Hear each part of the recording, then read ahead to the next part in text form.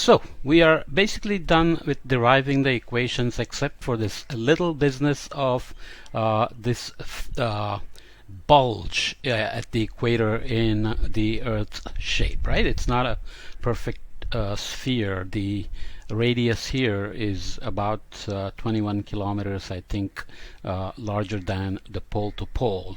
What happens basically over a long time scales after Earth formed, the rotation around its axis creates at each point a centrifugal force, obviously given by omega squared r, as we have seen again and again. So this is directed outward normal to the axis of rotation, so along r here. So if Earth was a solid rock that couldn't deform, then obviously it wouldn't change shape. But since Earth can deform over long time scales, it produces a so-called equipotential surface where the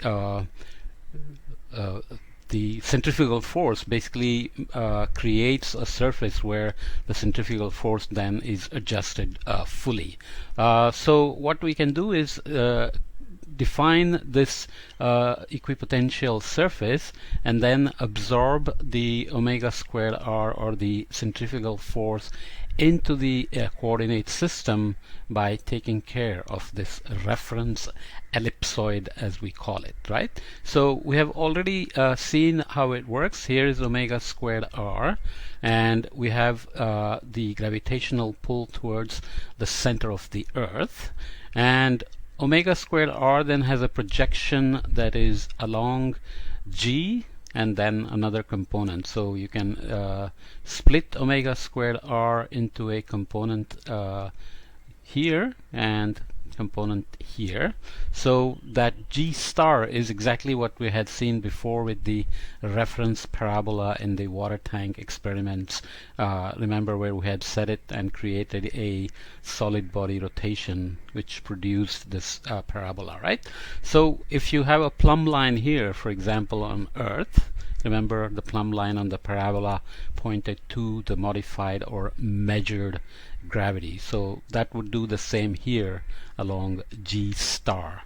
So the distance now is not just the radius of the Earth a, but there is a deformation of, let's say, z, so you get a plus z, and you can write that as r here equals a plus z times cosine phi, where phi is this latitude of this location we are looking at, right? So this is phi, and if you do the little trigonometric calculation, it'll tell you that this has to be a plus z times cosine phi. And since the deviation over the radius is tiny, we can just approximate a plus z with a. Z is really small, so a is 6,370 kilometers, or whatever the exact number is. I forgot. You can look it up. So a plus z cosine phi then can be written as a cosine phi. This is going to give us the modified potential with the centrifugal force to be absorbed into the coordinate system, so that we can just take care of the reference ellipsoid that way, right? The deviation from sphericity are very small. So phi then gz minus omega squared a squared cosine squared phi divided by 2, where r is just replaced by a cosine phi here. Okay, this is what we had derived before for the water tank as well as for the sphere.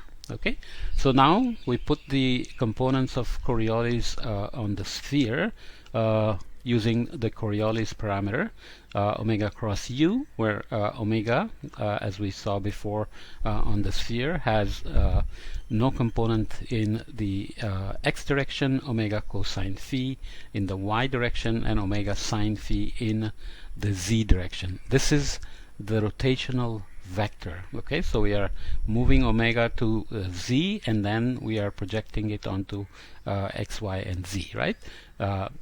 Obviously, if we remember again, if you transform this omega here, this is going to be perpendicular to x. This is the our longitudinal or x direction, so it has no projection in x because it's perpendicular, and our velocity vector is obviously u, v, and w. So you do your matrix operation for the cross product, you're going to end up with omega cosine phi w minus omega sine phi v in the x direction, the net Coriolis, omega sine phi u in the y direction or meridional direction, and minus omega cosine phi u in the w direction or the z direction. Sorry. So this is in the direction of our g or g star, right? So that's going to be very tiny compared to g, even though there is a slight modification of the g by the Coriolis. So it does matter if you're going, if you're a rocket and you're trying to take off to the east versus west, there is a slight reduction or increase in g because of Coriolis, right, in one direction versus the other.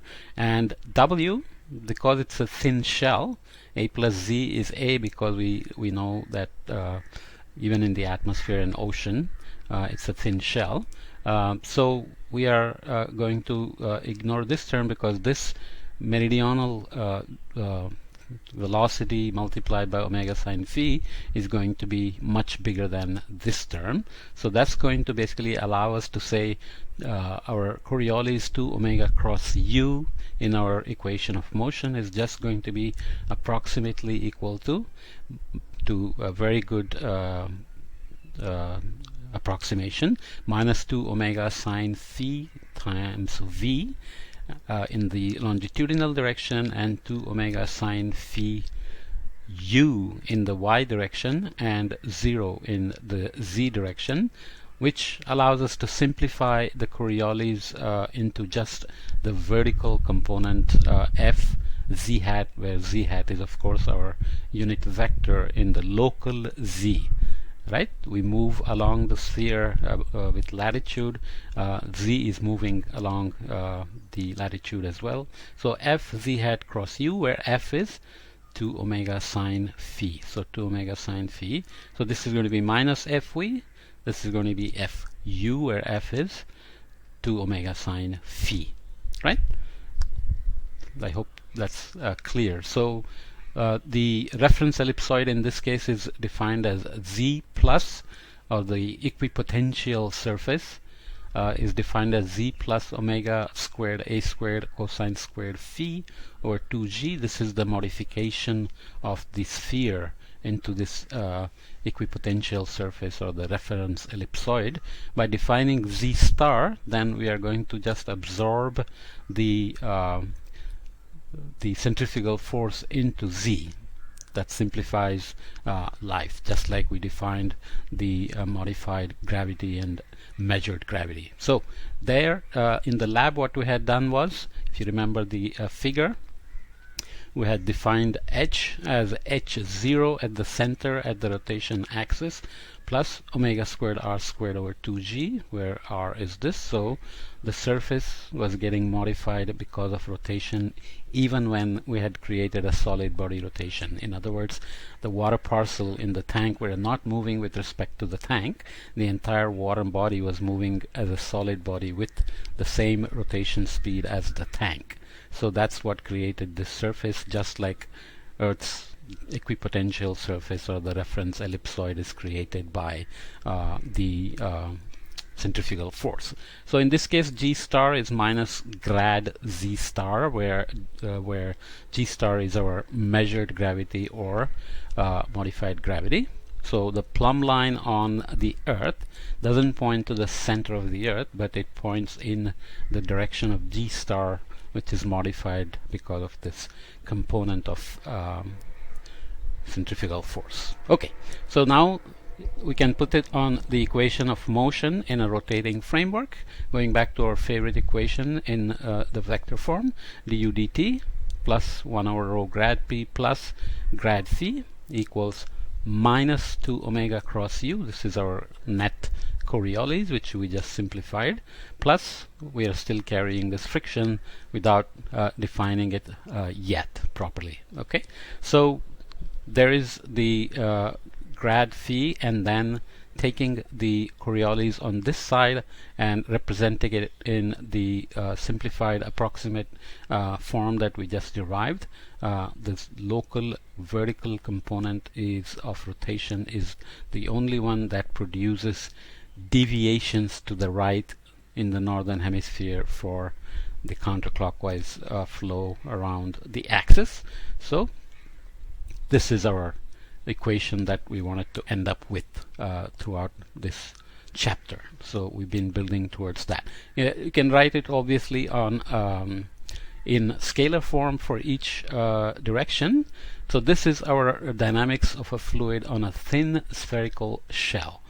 So compared to the radius of the Earth itself, on which atmosphere and ocean reside, they are considered thin shells. You can also think of it as the horizontal scales of motion being much larger than the vertical scales, which is true. Horizontal scales are thousands of kilometers, whereas the vertical scales are few kilometers, right? Okay. So du dt plus 1 over rho dp dx minus fv, this you should get used to now.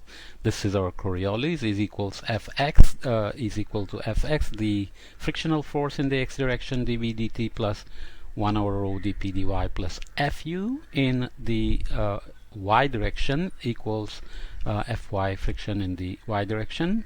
With our modified potential surface on the equipotential surface, we recover our hydrostatic balance now, having used z star.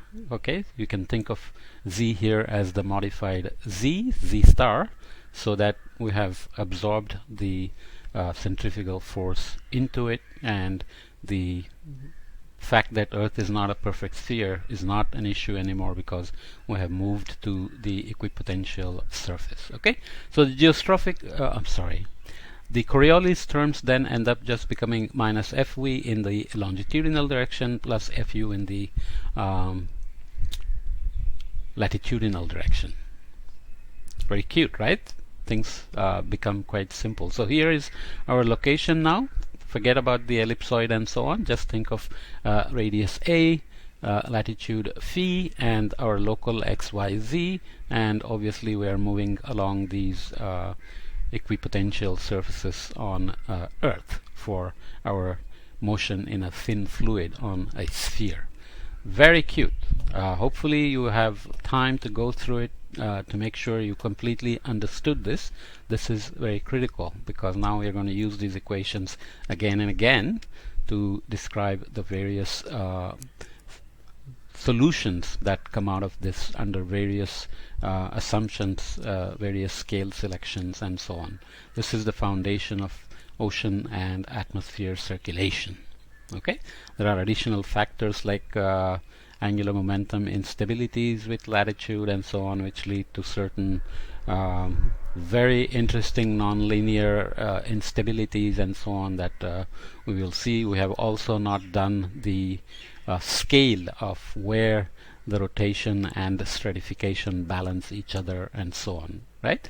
Remember, we had seen the meridional section of temperature and said cold air remains at the surface at higher latitudes and warm air at lower latitudes, but the cold air doesn't just rush in to push up the warm lighter air. Why? Because the rotation manages to keep it there, but there is where. That depends on the balance between stratification and rotation.